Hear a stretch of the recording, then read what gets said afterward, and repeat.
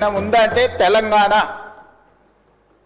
ధరలను నియంత్రించడంలో ఉద్యోగ ఉపాధి అవకాశాలు కల్పించిన దాంట్లో నిరుద్యోగ సమస్యను తగ్గించిన దాంట్లో స్టేట్ ఓన్డ్ ట్యాక్స్ కలెక్షన్లో ప్రతి దాంట్లో దేశంలో నెంబర్ 1 తెలంగాణ రాష్ట్రం నిలబడ్డది అధ్యక్ష. దేశంలోనే ఇతర రాష్ట్రాలలో రాష్ట్ర సొంత పన్నుల వసూళ్లలో తెలంగాణ రాష్ట్రం 88% పన్నులను వసూలు చేసి దేశంలోనే నెంబర్ 1 రాష్ట్రంగా తెలంగాణ రాష్ట్రం నిలబడ్డది. మహారాష్ట్ర నెంబర్ 2, మిగతా రాష్ట్రాలు అట్లుంటే ప్రధానమంత్రిగా ప్రాతినిధ్యం వహించే గుజరాత్ 6-7 స్థానానికి పోయింది అధ్యక్ష. ఇవన్నీ కూడా మా సహచర మంత్రులు అధికారులు అందరు కష్టపడి చేస్తున్న ప్రయత్నాన్ని మీరు అభినందించండి. అప్పుడే అంత ఆత్రము, అంత తాపత్రయము, అంత అసహనం ఎందుకని నేను అడుగుతున్నా. కడుపు నిండా విషం పెట్టుకొని ఎందుకు ఈ మాటలు?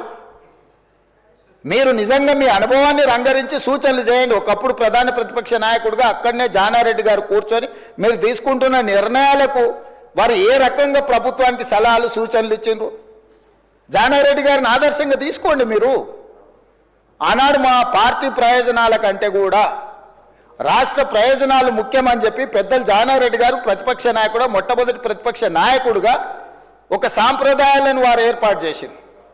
ఆ సాంప్రదాయాలను ప్రతిపక్ష నాయకుడిగా బట్టి విక్రమార్క గారు కొనసాగించారు. మీరు కక్షగట్టి ప్రతిపక్ష హోదా తీసినా, మీరు మైకు ఇచ్చినా ఇవ్వకపోయినా, మీరు ఇచ్చిన కొద్ది సమయంలో కూడా వారు ప్రతిపక్ష నాయకుడిగా మీకు ఎన్నో రకాలుగా సూచనలు ఇచ్చే ప్రయత్నం చేసిండ్రు.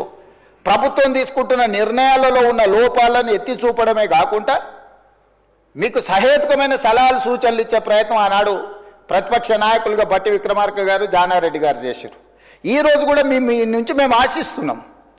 మీరు ఎంత చేసినా, ఎగిరెగిరి దంచినా, ఎగరకుంట దంచినా మీకు వచ్చే కూలి అంతనే. ఎన్నికలు అనేటివి 2029లో వస్తాయి అధ్యక్ష. వాళ్ళ తాపత్రయపడ్డంత మాత్రాన, వాళ్ళు ఆవేదన చెందినంత మాత్రాన, వాళ్ళు హడావిడి పట్టినంత మాత్రాన ఒక సంవత్సరం రావు అధ్యక్ష ఎలక్షన్లు. అప్పుడే ఒక ఆయన అంటాడు వచ్చేసినాయి బై ఎలక్షన్స్ వచ్చేసినాయి, వచ్చే నెలలే అని టికెట్లు వంచుతాడు ఒక ఆయన.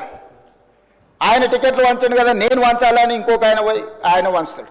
వాళ్ళ పోటీతోని మా సాగుకు వస్తున్నారు అధ్యక్ష. వాళ్ళ అంతర్గతంగా ఏమని ఉంటే ఉండని వాళ్ళు ఇట్లా తెలుసుకొని మాకేం అభ్యంతరం లేదు. ఒక ఆయన పొద్దున్నే ప్రెస్ మీట్ పెడతా, మధ్యాహ్నం ఒక ఆయన ట్విట్టర్లో పెడతాడు దాని కౌంటర్ పార్టీ. ఒక ఆయన ట్విట్టర్లో పెట్టగానే ఇంకొక ఆయన ప్రెస్ నోట్ రిలీజ్ చేస్తాడు.